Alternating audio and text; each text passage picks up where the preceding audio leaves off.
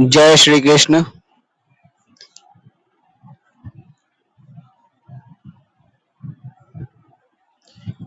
और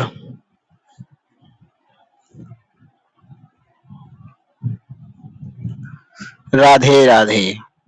तो कैसे हैं सब क्लास 10th वाले? आई होप कि आप लोग काफी अच्छे होंगे और जो हमारा रेगुलर लेक्चर आ रहा है उसको रेगुलर ही पढ़ने पे ध्यान दे रहे होंगे उससे। तो अभी हम लोग मैथ पढ़ने वाले हैं। ये मैथ का जो है थर्ड लेक्चर है, जिसमें आपको मैं यूक्लिड के एल्गोरिदम को सॉल्व करना सिखाऊंगा और उससे जो संबंधित प्रश्न हो गए उसको सॉल्व करना सिखाऊंगा। तो बिल्कुल एंड तक हमारे साथ बने रहेंगे आप। ये 30 मिनट्स का क्लास होगा और जिसमें आप उम्मीद करते हैं कि कुछ नया ही सीखोगे और सारे क्लास आपको समझ में आएंगे। तो चलो हम लोग क्लास को शुरू करते हैं और इसमें आपको कोई भी डाउट हो तो आप हमारे साथ जुड़ने के लिए कमेंट करना। मैं उसमें से क्वेश्चन के आंसरों का जवाब देने की कोशिश करूंगा। खैर, तो क्लास को करते हैं शुरू। तो कल हमने यूक्लिड का एल्गोरिदम पढ़ा था और कल मैंने आपको कहा भी था कि मैं आपको यूक्लिड कौन थे वो बताऊंगा। तो चलो मैं अभी देखते हैं कि यूक्लिड कौन थे। तो यहाँ पे टाइप करते हैं यूक्लिड। यूक्लिड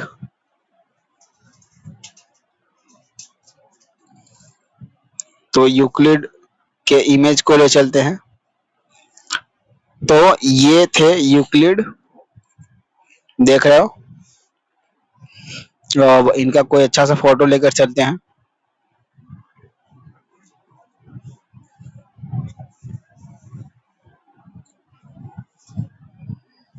चलो, इनके सारे जो पिक्चर्स हैं काफी अच्छे हैं।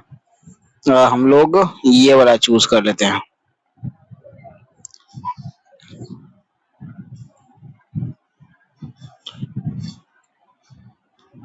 तो ये यूक्लिड थे और इन्हीं के एल्गोरिदम आज हम लोग पढ़ने वाले हैं, जिसका कल मैंने थोड़ा बहुत बताया था कि यूक्लिड के एल्गोरिदम में ए बराबर होता है बी क्यू प्लस आर, जहाँ क्या होता है ये सब मैंने आपको बता दिया है। तो आज हम लोग यूक्लिड के एल्गोरिदम को सॉल्व करना सीखेंगे। तो चलो मेरे साथ आप बने रहना, जुड़े रहना और चलो बनाते हैं इसको। तो यूक्लिड के एल्गोरिदम से आप आसानी से किसी भी दो संख्याओं के मसा को, किसी भी दो संख्याओं यानी बड़े बड़े संख्याओं को आप मसा निकालने में इसका उपयोग कर सकते हो। जैसे कि ये देखो, मेरे पास अभी है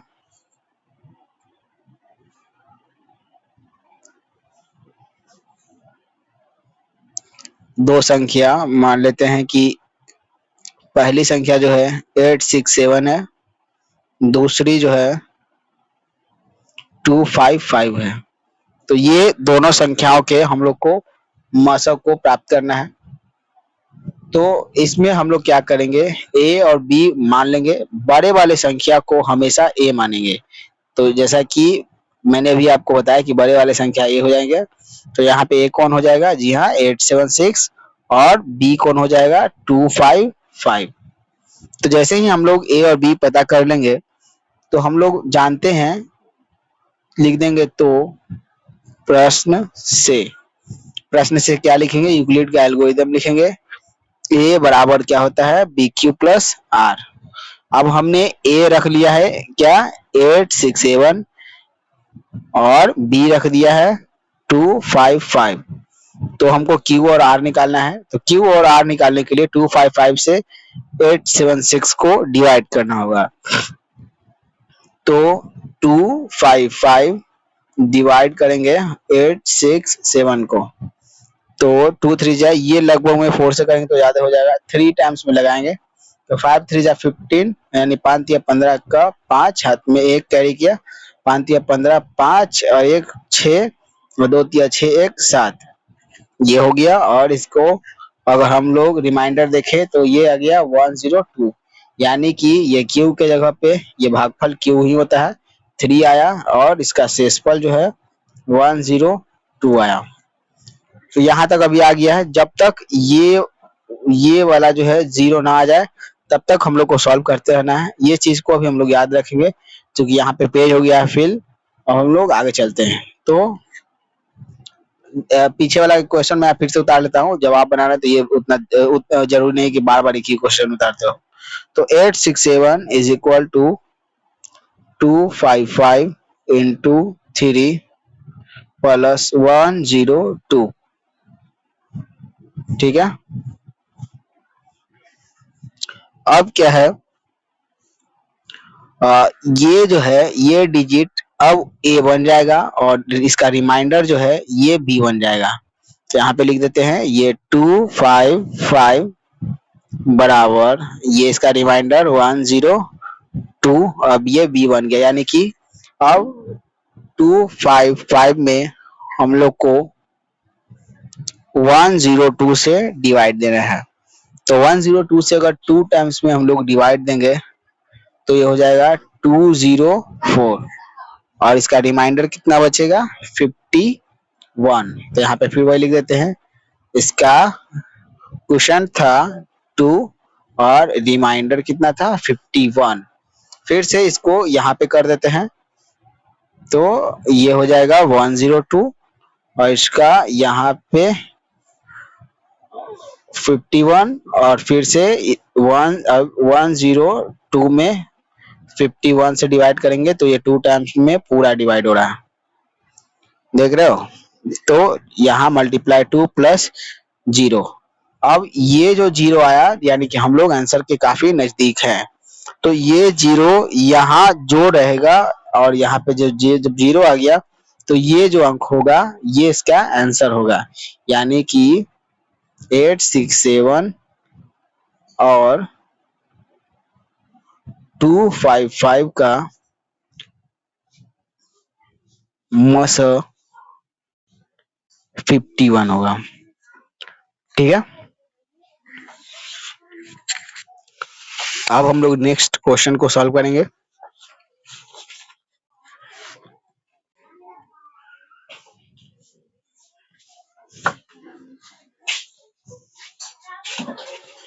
तो हमारे पास नेक्स्ट क्वेश्चन है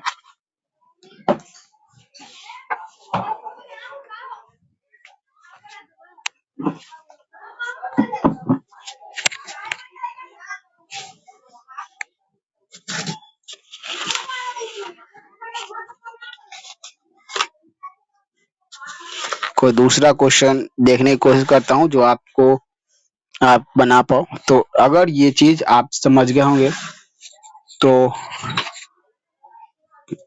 होमवर्क में मैं आपको कम से कम 4 क्वेश्चन देता हूँ जो आप बनाना। अगर नहीं सॉल्व हो तो फिर से उसको बनाने की कोशिश करना, आराम से सॉल्व हो जाएगा, या वीडियो इसको दोबारा देख लेना। तो पहला जो है 252 और 1540। सेकंड जो है 196 और 38220। थर्ड है 365 और 12450। फोर्थ इक्वेशन है 455 और 42। ये इसको बना देना है। ऐसा क्वेश्चन एग्जाम में 2 नंबर का आता है, काफी इंपॉर्टेंट होता है। आपसे बन जाए तो लगेगा कि हाँ मैंने कुछ आपके लिए मेहनत किया है। और 2-3 क्वेश्चन और है उसके साथ आज का क्लास काफी आसान था। खैर अब हम लोग चलते हैं इसके जो यूक्लिड के एल्गोरिथम का बेसिक जो रूल है उस पे। मानो कि आपके पास एक क्वेश्चन है या यहाँ पे टॉपिक दे देते हैं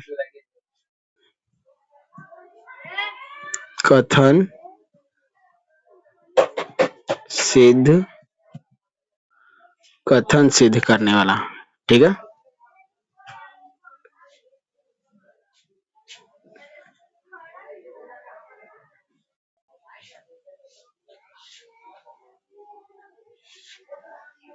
कथन सिद्ध करने वाला टॉपिक अभी हम लोग पढ़ने वाले हैं।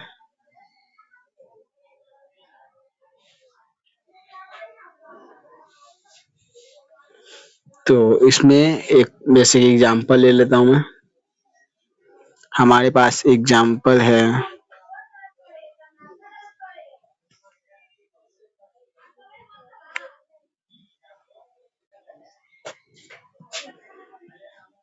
दिखाएं कि प्रत्येक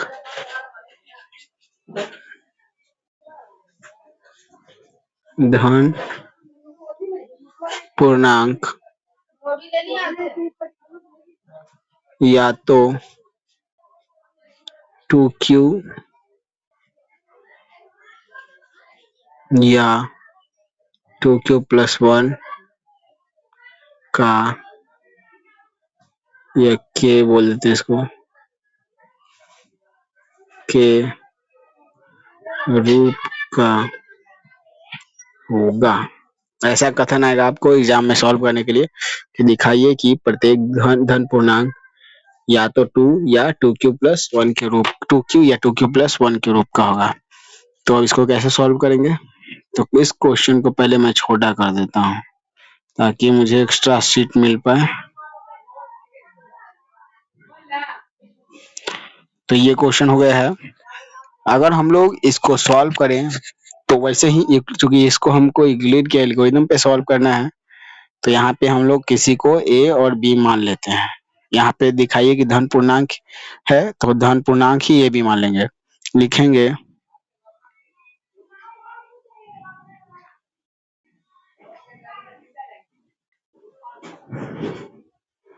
माना कि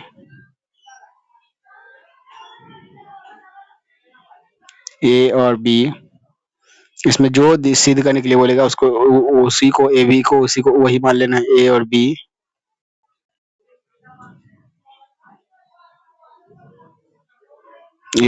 धन पूर्णांक है।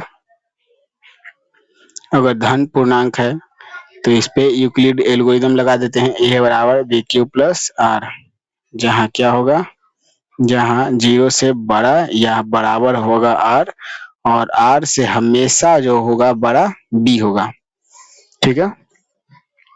अब जो है यहाँ क्वेश्चन पे दोबारा चलते हैं। यहाँ पे q के आगे क्या लिखा हुआ है? तो 2 लिखा हुआ है दोनों में, यानी कि ऐसा अगर आपको नहीं समझ में आ रहा है तो इसको लास्ट डिजिट जो रहेगा वो वाला हम मान लेंगे, क्यू के या कुछ के आगे जो रहेगा वो हम मान लेंगे।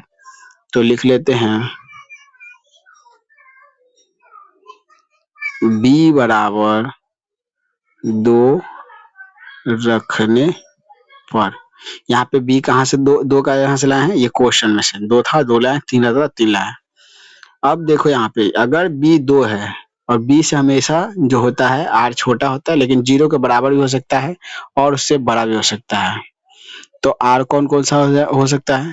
तो r बराबर क्या हो सकता है? 0 भी हो सकता है, क्योंकि 0 के बराबर 1 भी हो सकता है, 2 भी हो सकता है। अच्छा बताओ, 2 हो सकता है कि नहीं हो सकता है? 2 नहीं हो सकता है, क्योंकि जो b का मान है वो a का मान r का मान नहीं हो सकता है। ठीक है। तो r बराबर या तो 0 होगा या तो 1 होगा। अब हम लोग ये जब जान गए हैं कि r बराबर या तो 0 होगा या तो 1 होगा, फिर क्वेश्चन में देखते हैं कि अगर जो प्लस में है जितना तो उसी को हम लोग r मान लेंगे। तो यहाँ पे है जैसा कि ये देख लो 2q सिर्फ लिखा हुआ है, 2q में r है ही नहीं, तो r बराबर 0 मानेंगे पहली बार, और इसमें प्लस में 1 है तो एक बार r बराबर 1 मान लेंगे। तो लिखेंगे r बराबर 0 रखने पर। तो यहाँ पे क्या हो जाएगा, a बराबर b तो हम 2 मान लिए थे, फिर q था 2q प्लस ये 0 या a बराबर हो गया 2q। अब ये देखो हम लोग को यही तो सिद्ध करना था कि दिखाइए कि प्रत्येक धन पूर्णांक या तो 2q, तो हम लोग 2q सिद्ध कर दिया ना। अब हम लोग चलते हैं दूसरा में। तो दूसरा में +1 है, तो r बराबर 1 रखने पर। तो ये हो जाएगा a बराबर 2q+1, ये भी प्रूव हो गया। बस इतना ही करना होता है इसमें और आप इस क्वेश्चन को सॉल्व कर लिया। ठीक है।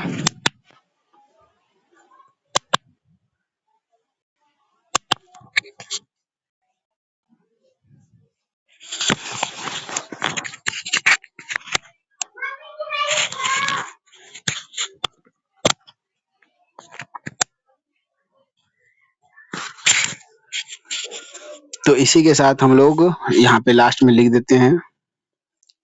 मेरे पास यहाँ पेज नहीं है, आप लोग इसको नीचे लिखना। अतः 2q या 2q प्लस 1 धन पूर्णांक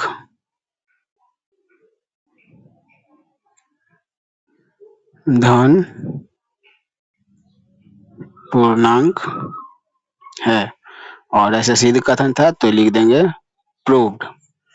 तो आई होप कि आपको समझ में आया। मैं फिर से इसको समझा देता हूँ आपको। हमको दिखाना था कि जो धन पूर्णांक है वो 2q या 2q प्लस 1 के रूप का होगा कि नहीं होगा। इस स्थिति में हम लोगों ने a और b को धन पूर्णांक मान लिया। अगर धन पूर्णांक इसको मान लिया तो यूक्लिड के एल्गोरिथम में जानते हैं कि ये बराबर होता है bq प्लस r।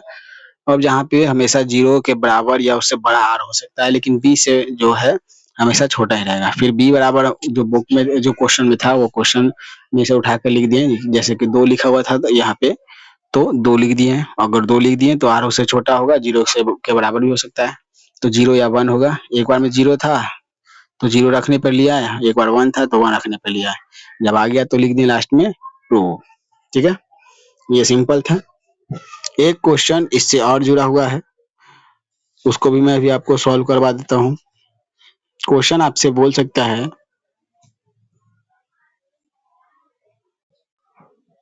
दिखाएं कि 2q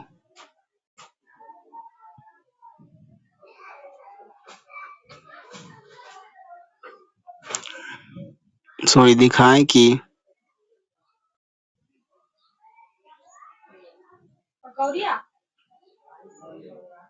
धनात्मक पूर्णांक का वर्ग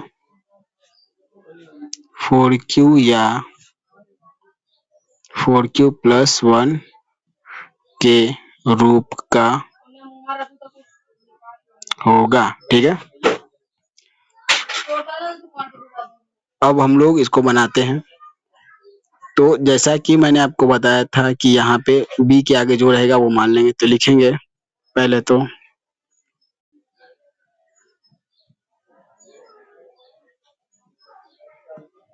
माना कि a b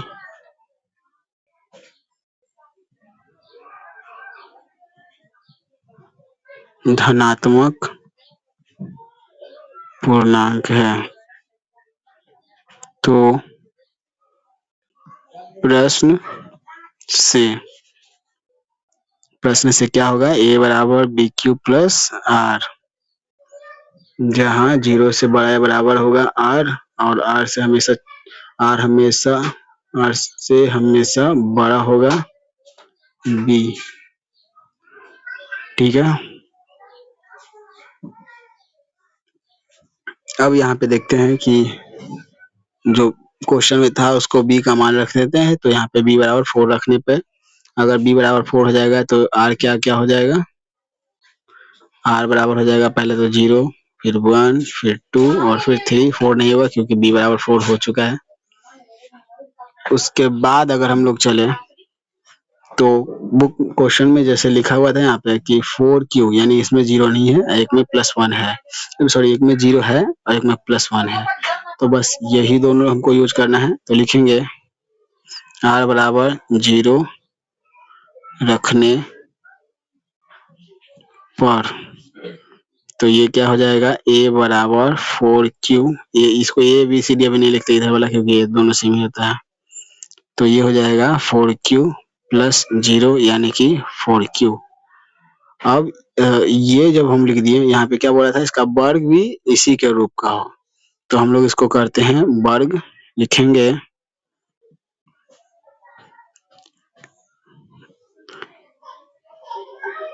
दोनों तरफ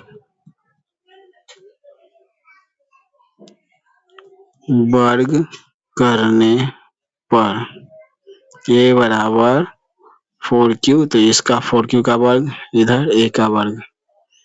इसको आगे चलते हैं तो a का वर्ग होगा a स्क्वायर, 4q का वर्ग होगा 16q स्क्वायर।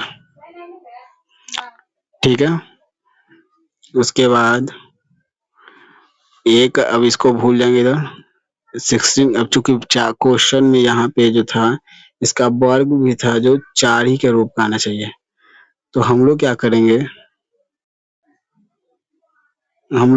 यहाँ पे 4 को कॉमन कर लेंगे और इधर 16 में कितने टाइम्स में 4 को पढ़ना पड़ेगा, तो 4, और यहाँ पे इधर हो जाएगा क्यू स्क्वायर, और उसमें सिर्फ 4 क्यू था, तो ये जितना भी ब्रैकेट में है उसको क्यू मान लेंगे। अब देखो आ गया ना 4 क्यू, यही तो बोल रहा था क्वेश्चन में 4 क्यू, तो हमारा 4 क्यू आ गया, लेकिन हमारा क्यू का मान कुछ आया है, तो लिख देंगे जहां क्यू बराबर 4 क्यू स्क्वायर। ठीक है, अब एक क्वेश्चन और इसमें बच गया, बोल रहा था r बराबर 1 रखने पर, तो ये हो जाएगा a बराबर 4 क्यू, इस बार 1 है तो 1 रख दिए, इधर भी हो जाएगा दोनों तरफ वर्ग करने पर a का स्क्वायर और इधर 4 क्यू प्लस 1 का स्क्वायर, a का स्क्वायर a स्क्वायर हो जाएगा, खैर इससे कोई मतलब हमको है नहीं इधर वाला।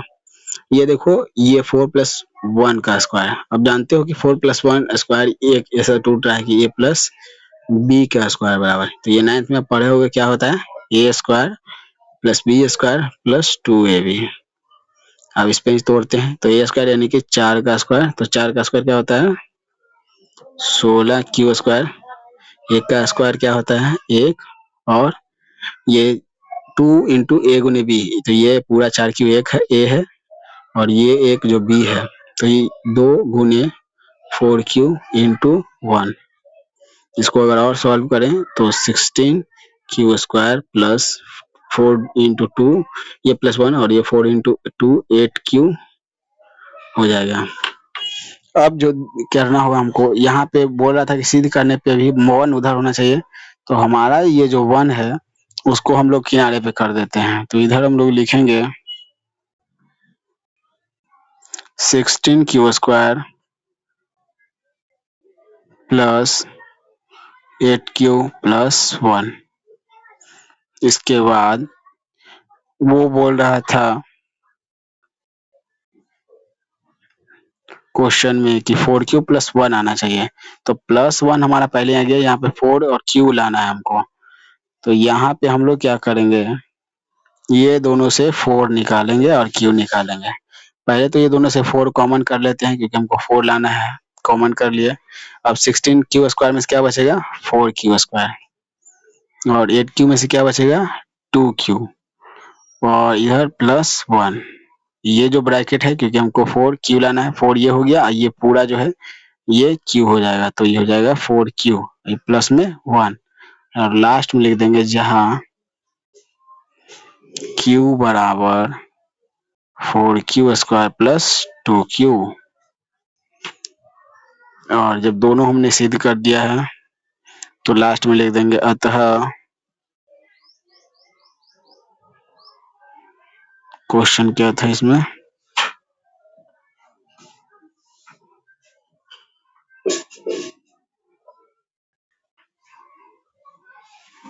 क्वेश्चन था कि धनात्मक पूर्णांक का वर्ग 4 क्यू या 4 क्यू प्लस 1 के रूप का होगा, तो यही चीज लास्ट वाला में हम लोग लिख देते हैं।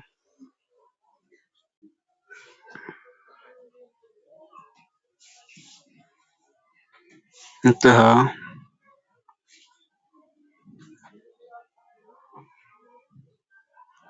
धनात्मक पूर्णांक 4 क्यू या 4 क्यू प्लस 1 के रूप का होगा प्रूव्ड। ठीक है, आई होप कि आपको ये जो है सिद्ध करने वाला कॉन्सेप्ट अच्छे से समझ में आ गया होगा और इसमें कोई डाउट आपको कहीं से नहीं होगा। तो इसी के साथ हमने इस चैप्टर को सॉल्व कर लिया है। अब हम लोग इसके क्वेश्चन आंसर पे 2-3 क्वेश्चन कॉन्सेप्ट और हैं, तो इसके हम लोग क्वेश्चन आंसर को भी सॉल्व करेंगे। उसमें हम लोग जिससे और क्लेरिफाई हो जाएगा हम लोगों को कि कौन से क्वेश्चन को में को अगर कोई डाउट भी हो तो आपको इस कॉन्सेप्ट को समझने के बाद क्या करना है, सबसे पहले खुद को थैंक्स देना है कि आपने 30 मिनट्स का जो क्लास था, इतना वैल्यूएबल क्लास पूरा देखा। दूसरा बात, इस वीडियो को लाइक करना है और उन बच्चों तक शेयर करना है जिनको सच में पढ़ना है लेकिन उनको उनके हिसाब से पढ़ाया नहीं जा रहा है। और लास्ट में इस चैनल को सब्सक्राइब कर लेना है ताकि आपको आपके सब्सक्राइब करने से हमको थोड़ा सा ऊर्जा मिले और क्लास को रेगुलर मैं कर पाऊँ। आप लोग देखते हो कि 3 क्लास रेगुलर आता है। आगे भविष्य में क्लासेस का जो सब्जेक्ट है फ्यूचर में और बढ़ने वाले हैं। 11-12 भी पढ़ेगा, इसी पे एंट्रेंस एग्जाम की भी तैयारी कराई जाएगी। तो सभी चीज़ के बारे में हम लोग सोच रहे हैं, बस आप लोग का सपोर्ट थोड़ा मिल जाएगा तो काफ़ी अच्छी बात होगी। तो आज के लिए थैंक यू। जय श्री कृष्ण। और लास्ट में राधे राधे।